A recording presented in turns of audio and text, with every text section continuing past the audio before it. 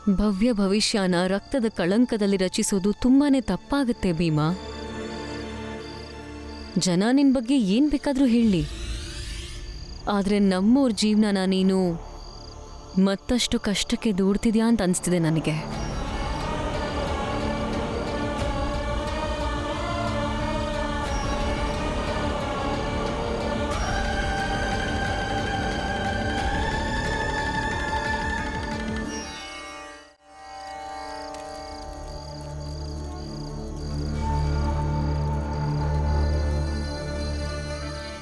ಅವರಿಬ್ಬರೇನು ಇನ್ನೂ ಬಂದಿಲ್ಲ. ಹೇಳಿದ್ನಲ್ಲ ಚಿದಾನಂದ್ರೆ, ಇನ್ನೇನು ಬರ್ಬೋದು.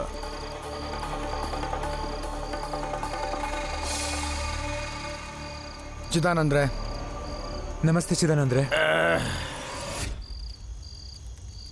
ಗುರುಗಳು ಹೇಳಿದ ಮಾತನ್ನ ನೆನ್ಪಿಟ್ಕೊಂಡಿದ್ಯಾ, ಮರ್ತು ಹೋದ್ಯಾ? ಖಂಡಿತ ನೆನಪಿದೆ. ಅವತ್ ನೀನು ಆ ಚೋಟ ಭೀಮಂಗೆ ಹೊಡಿದೆ ಬಿಟ್ಟಿದ್ಯಾ. ಇರಲಿ, ಪರವಾಗಿಲ್ಲ. ಇವತ್ತು ನಾನು ನಿನಗೆ ಇನ್ನೊಂದು ಅವಕಾಶ ಕೊಡ್ತಿದ್ದೀನಿ. ಯಾಕಂದರೆ ನನಗೆ ಗೊತ್ತು ನೀನು ನಮ್ಮ ಹಳ್ಳಿಲೇ ತುಂಬಾ ಚೆನ್ನಾಗಿ ಲಾಟಿ ಬೀಸೋನು. ಹೌದು. ನಿನಗೆ 4-5 ಜನರಿಗೆ ಒಟ್ಟಿಗೆ ಹೊಡೆಯೋ ದೊಡ್ಡ ಕೆಲಸನೇ ಅಲ್ಲ. ಇನ್ನು ಆ ಕುಳ್ಳ ಭೀಮ್ರಾವ್ ನೀನು ಯಾವ ಲೆಕ್ಕ ಹೇಳು, ಹೊಸ್ಕಾಗ್ಬಿಡು. ಆದರೆ ಕೆಲಸನ ತುಂಬ ಎಚ್ಚರವಾಗಿ ಮಾಡ್ಬೇಕು ನೀನು. ಮತ್ತೆ ಹೇಗೆ ಮಾಡಬೇಕು ಅದನ್ನು ನಾನು ಹೇಳ್ತೀನಿ. ಸರಿ. ಆದರೆ ಒಂದು ವಿಷಯ ನೆನಪಿರಲಿ, ಈ ಅವಕಾಶ ಪದೇ ಪದೇ ಸಿಗಲ್ಲ. ಹೋಗಿ ಸಿದ್ಧಾಗಿ ಹೋಗಿ.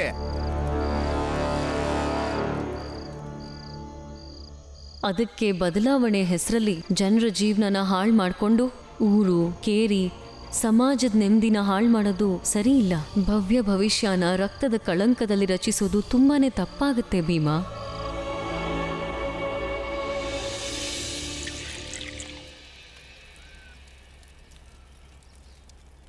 ಚಿದಾನಂದ್ರೆ, ಪಂಡಿತ್ರೆ,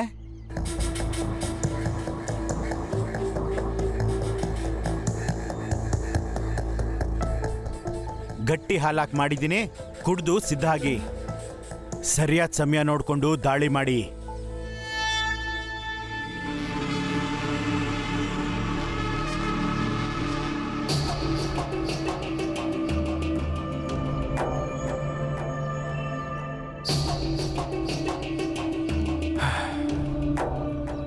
ಜೀಜಾಬಾಯಿ, ನಾನು ಕೆಲಸ ಹುಡ್ಕಕ್ಕೆ ಹೋಗ್ತಿದ್ದೀನಿ.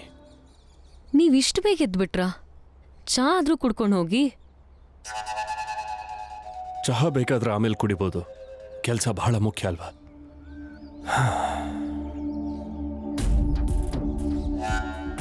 ನೋಡಿ, ರಾಮ್ಜಿ ಹೊರಟ.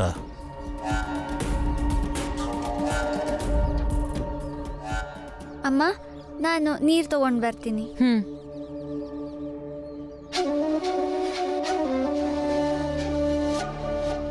ಪ್ರತಿದಿನದ ಕೆಲಸ ಇದು. ಈಗ ಬಾಲ ಮತ್ತೆ ಆನಂದ ಹೊರಡ್ತಾರೆ.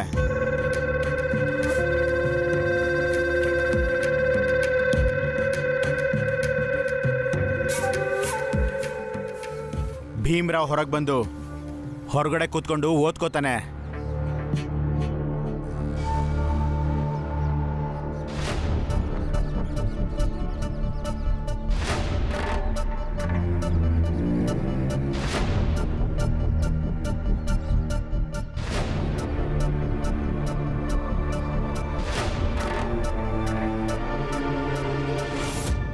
ನಿಂತ್ಕೊಳ್ಳಿ. ನೀವು ಹಾಲು ತರಕ್ ಹೋಗ್ತಿದ್ದೀರಾ? ಕೊಡಿ, ನಾನೇ ಹೋಗಿ ಹಾಲು ತಗೊಂಡು ಬರ್ತೀನಿ. ಸಹಾಯ ಮಾಡೋನ್ ಥರ ಬಂದು ದೊಡ್ಡ ಮನುಷ್ಯ ಅನ್ಸ್ಕೋಬೇಡ.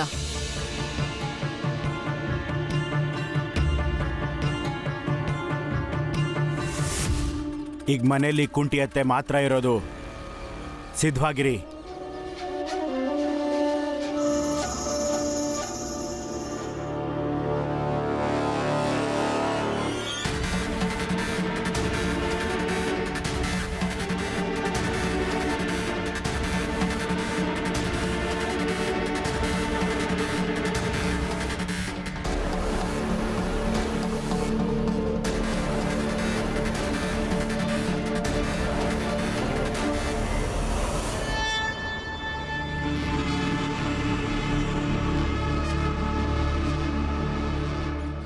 ಕುಡಿಯಕ್ ಸ್ವಲ್ಪ ನೀರು ಕೊಡ್ತೀರಾ? ನಿಮ್ಗೆ ನಮ್ ಜಾತಿ ಯಾವುದು ಅಂತ ಗೊತ್ತಿದ್ಯಾ? ನಂಗೆ ಅದೆಲ್ಲ ಗೊತ್ತಿಲ್ಲ. ಕುಡಿಯೋದಕ್ಕೆ ನೀರು ಕೊಡಿ. ಸರಿ, ನಾನ್ ನಿಮ್ಗೆ ನೀರ್ ತಗೊಂಡ್ ಬರ್ತೀನಿ.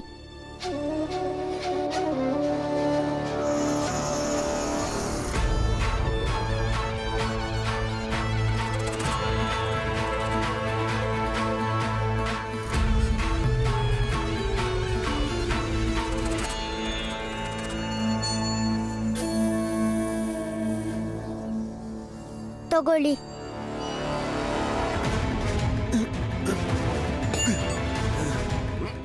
ಬಿಡಿ ಬಿಡಿ ನನ್ನನ್ನ, ಬಿಡಿ ನನ್ನನ್ನ, ಬಿಡಿ ಬಿಡಿ ನನ್ನನ್ನ, ಬಿಡಿ ಬಿಡಿ. ಹೊರಡಿ. ಏನ್ ಮಾಡ್ತಾ ಇದ್ದೀರಾ ನೀವು? ಬಿಡಿ ಅವನನ್ನ, ಬಿಡಿ ಅಂತ ಹೇಳ್ತಿದ್ದೀನಲ್ಲ. ಬಿಡಿ ಬಿಡಿ ಅವನನ್ನ. ಅಯ್ಯೋ, ಆ ಕಡೆ ಹೋಗಮ್ಮ. ಬಿಡಿ ಅವನನ್ನ. ಹೋಗ ಕಡೆ. ಅತ್ತೆ,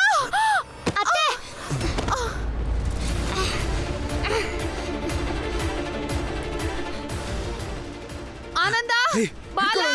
ಭೀಮ್ರಾವ್, ಇವತ್ ನಿನ್ನ ಕಾಪಾಡಕ್ ಯಾರೂ ಬರಲ್ಲ. ಎರಡೇ ಏಟು ಪ್ರಾಣ ಪಕ್ಷಿ ಹಾರು ಹೋಗುತ್ತೆ. ಅದು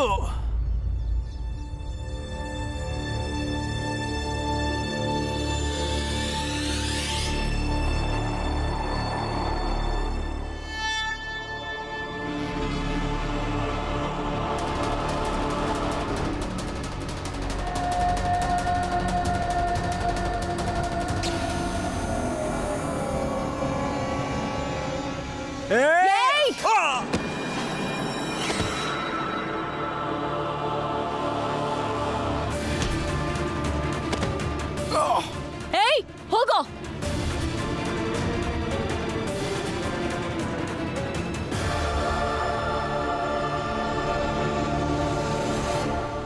ಹುಷಾರ್, ಇನ್ನೊಂದ್ಸಲ ಭೀಮನ್ ಹತ್ರ ಸುಳ್ಯೋದಕ್ಕೂ ಬರ್ಬೇಡಿ. ನಾನ್ ಭೀಮಂಗೆ ಮಲ್ತಾಯಿನೇ ಇರ್ಬಹುದು. ಭೀಮ ನನಗೆ ಇಷ್ಟ ಇದ್ದಾನೋ ಇಲ್ವೋ, ಅವನು ನನ್ನನ್ನ ತಾಯಿ ಅಂತ ಸ್ವೀಕರಿಸಿದಾನೋ ಇಲ್ವೋ,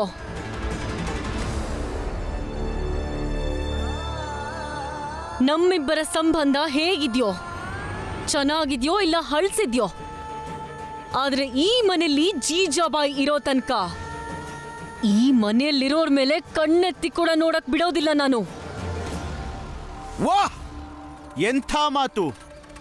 ಈಗ ಮಲ್ತಾಯಿಗೆ ಪ್ರೀತಿ ಉಕ್ಬಿಡ್ತಾ? ಅಪ್ಪ ಮಕ್ಕಳನ್ನ ಬೇರೆ ಮಾಡಿ ಮನೆ ಛಿದ್ರ ಮಾಡ್ದೋಳ್ ನೀನು. ಇವತ್ ಕಾಪಾಡಕ್ ಬಂದಿರೋ ಚಾಮುಂಡಿ ತರ ಆಡ್ತಿದ್ಯಾ. ಅದ್ಭುತ, ಪರಮ ಅದ್ಭುತ, ಚೆನ್ನಾಗಿ ನಾಟಕ ಆಡ್ತೀಯಾ. ನಾನೇನೇ ಮಾಡಿದ್ರೂ ಅದು ನಾನು ನನ್ನ ಸಂಸಾರಕ್ಕೋಸ್ಕರ ಮಾಡಿದ್ದೀನಿ. ಅದೇನೇ ಮಾತುಕತೆ ಆದ್ರೂ ಅದು ಸಂಸಾರದ ಒಳಗಿನ ಮಾತಾಗಿರುತ್ತೆ.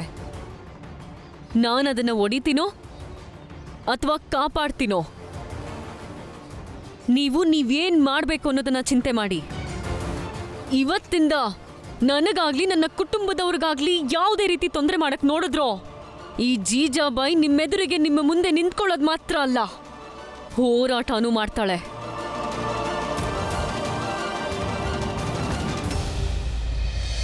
ಮತಿಗೆಟ್ಟಿದೆ ಎಲ್ಲೋ ನಿನಗೆ. ಬೊಂಬೈಯಿಂದ ಬಂದಿದ್ರು ನಿಮ್ಗಿನ್ನೂ ಅರ್ಥ ಆಗಿಲ್ವಾ? ಯಾರ ಕೈಯಲ್ಲಿ ಶಕ್ತಿ ಇರುತ್ತೋ ಅವನ್ಗೇನೆ ಆಳೋ ಅಂತ ಅಧಿಕಾರ ಸಿಗೋದು. ಇದರಲ್ಲೇನು ಆಶ್ಚರ್ಯ ಪಡ್ಬೇಕಾಗಿಲ್ಲ ಬಿಡು. ನೀನು ಕೆಳಗೇರಿಯವಳೆ. ನೀನು ಸತಾರಾದಲ್ಲೇ ಇರು ಅಥವಾ ಇನ್ಯಾವುದೋ ಹಳ್ಳಿಯಲ್ಲಿರೋ, ನಗರದಲ್ಲಿರೋ, ವಿದೇಶದಲ್ಲಿರೋ, ನಿಮ್ಗಳ ಬುದ್ಧಿ ಯಾವತ್ತೂ ಮಂಡಿ ಮಟ್ಟಾನೆ. ಹಾಗಾದ್ರೆ ನೀವೇ ಹೇಳಿ ಚಿದಾನಂದ್ರೆ, ಯಾರ ಬುದ್ಧಿ ಮಂಡಿ ಮಟ್ಟ ಅಂತ? ನಂದ ಇಲ್ಲ ನೀವ್ ಕಳ್ಸಿರೋ ಈ ಹೇಡಿಗಳದ್ದ? ಏಯ್, ಭೀಮನ್ನೊಬ್ಬನ್ನೇ ಮನೇಲಿ ಬಿಟ್ಟು ಹೋದ್ ಮಾತ್ರಕ್ಕೆ ನೀವ್ ಬಂದು ಸಾಯಿಸ್ಬಿಡ್ಬೋದು ಅನ್ಕೊಂಡಿದ್ದೀರಾ? ಈ ಜಾತಿಯೊಳಾಗಿ ನಾನು ನಿಮ್ಮನ್ನ ಇಲ್ಲಿಂದ ಹೋಗ್ತಾನೆ ನೋಡ್ಕೊಂಡು ಹೋದೆ.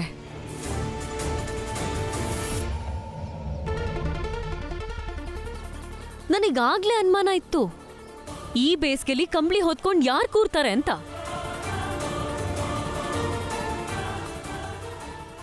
ಈಗ ಹೇಳಿ, ಯಾರ ಬುದ್ಧಿ ಮಂಡಿ ಮಟ್ಟ? ನೀವೇನ್ರು ಹೆಂಗಸಿನ ಮಾತು ಕೇಳ್ಕೊಂಡು ಅವಳ ತಲೆ ಹೊಡೆದು ಬಂದ್ಬಿಟ್ರು ಮಕ್ಳ.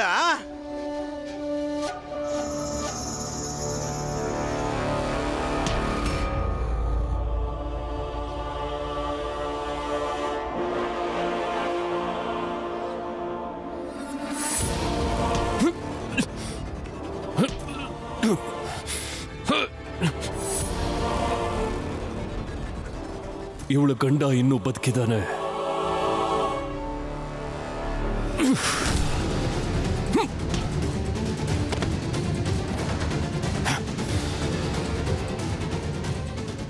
ಹೋಗಿದ್ದು ಕೆಲಸ ಹುಡ್ಕಕ್ಕೆ, ಹಾಗಂದ ಮಾತ್ರಕ್ಕೆ ನನ್ನ ಕರ್ತವ್ಯ ಮರ್ತಿದ್ದೀನಿ ಅನ್ಕೋಬೇಡಿ.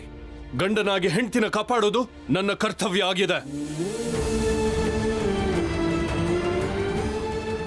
ಮತ್ ನೀವು 3 ಜನ ಇಲ್ಲಿಂದ ಸುಮ್ನೆ ಹೊರಟೋಗಿ, ಇಲ್ಲ ಅಂದ್ರೆ ಗ್ರಚಾರ ನೆಟ್ಟಗಿರ. ನಾವು ಬಂದಿದ್ದು ಕಾಪಾಡೋದಕ್ಕೆ, ನೀವೆಲ್ಲ ಒಟ್ಟಿಗೆ ನೆಗದ್ ಬಿದ್ರು ನಮ್ಗೇನು?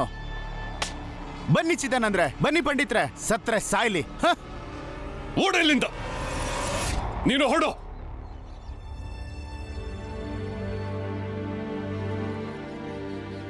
ಧನ್ಯವಾದ ನಿಮ್ಗೆ, ಇವತ್ ನನ್ ಜೀವ ಉಳಿಸಿದ್ರಿ. ಸಂಬಂಧದಲ್ಲಿ ನಾನು ನಿನಗೆ ತಾಯಿ ಆಗಿದ್ದೀನಿ. ನಿಂಗೆ ಯಾವುದೇ ಕಷ್ಟ ಬಂದರೂ ನಿನ್ನ ಕಾಪಾಡೋದು ನನ್ನ ಕರ್ತವ್ಯ. ಈ ಜಗತ್ನಲ್ಲಿ ನಿಂಗೆ ಯಾರೇ ತೊಂದರೆ ಕೊಡಕ್ಕೆ ಬಂದರೂ ನಿನ್ನ ಕಾಪಾಡೋದು ನನ್ನ ಹೊಣೆ. ಒಂದು ಮಾತು ಹೇಳ್ತೀನಿ, ಈ ಸಂಘರ್ಷದಿಂದ ನಿಂಗೇನೂ ಸಿಗೋದಿಲ್ಲ.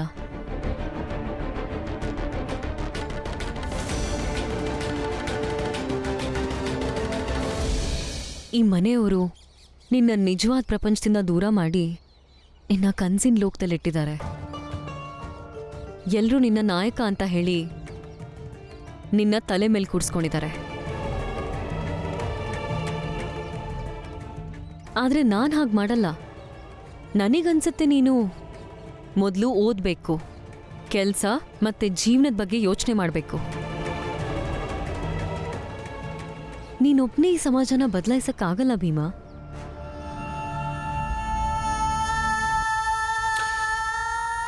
ನೋಡು ಜೀಜಾಬಾಯಿ,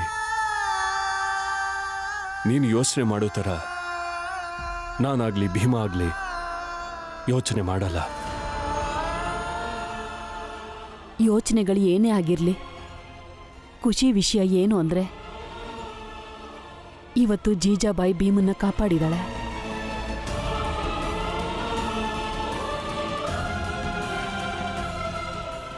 ಬಾಲ, ಜೀಜಾಬಾಯಿ ಹಾಲು ತರಕ್ ಹೋಗಿದ್ಲು, ಆದರೆ ತರಲಿಲ್ಲ. ಹೋಗಿ ತಗೊಂಡ್ ಬಾ. ಹಾ, ತಗೊಂಡ್ ಬರ್ತೀನಿ.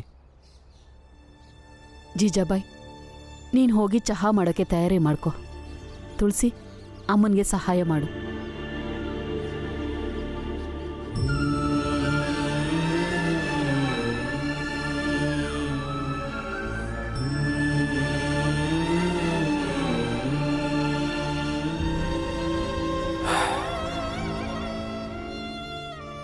ಭೀಮಾ, ವಿಷಯ ಏನು ಅಂದ್ರೆ ನಿನ್ನ ಮಾತನ್ನ ಎಲ್ಲರೂ ಒಪ್ಕೋಬೇಕು ಅಂತೇನಿಲ್ಲ. ಅದಕ್ಕಿಂತ ಮುಖ್ಯವಾಗಿ ನಿನ್ನನ್ನು ಯಾರು ಒಪ್ಪಲ್ವೋ ಅವರನ್ನ ಗೌರವದಿಂದ ನೋಡು. ಅವರನ್ನು ನಿನ್ನೋರಾಗಿ ಮಾಡ್ಕೋ. ನೀನು ಅವರಿಗೆ ಹಿತೈಷಿ ಆಗಿರು.